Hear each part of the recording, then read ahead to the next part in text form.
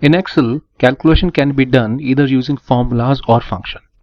In this video, we're going to see how to use formulas. Both the words seem similar, but there is one difference.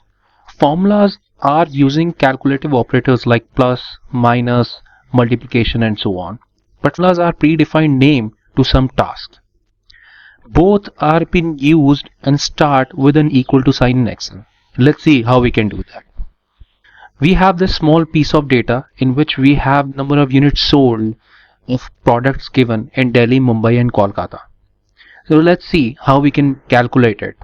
There is one way which is a wrong way. I'll show you that first, which is always start with equal to sign, and then let's say we want to do the sum of these three values. So I'll type in 612 plus, using that plus operator, 608 plus 597.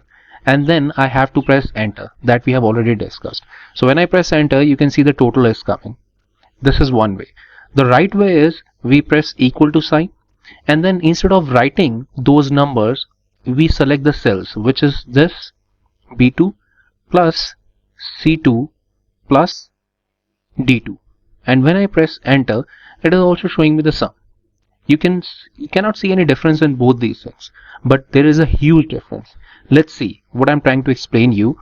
If I write or if I change any content in the cells, let's say if I change it to 500, and when I press enter, you can see that this is not changing, but this is changing.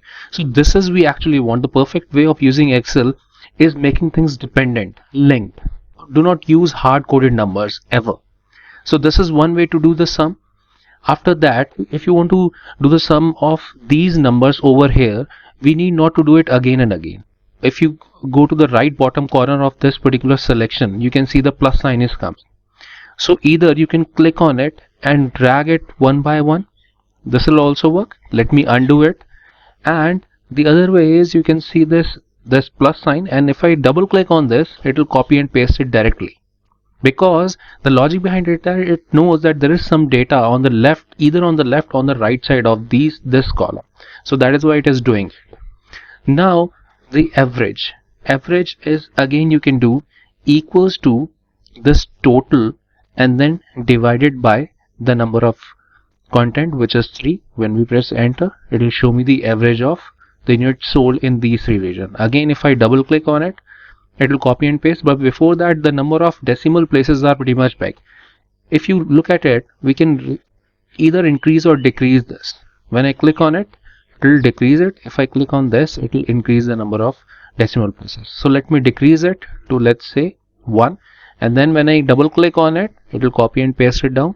The same way a subtraction we can do, which is equals to, you can take it any number. I don't have a correct example right now. B2 minus this, and when I press enter, it would be showing in negative. So let's say this minus this, and when I press enter, it will show me the subtraction. And if I copy and paste it down again the same way, it will show me the subtraction for all.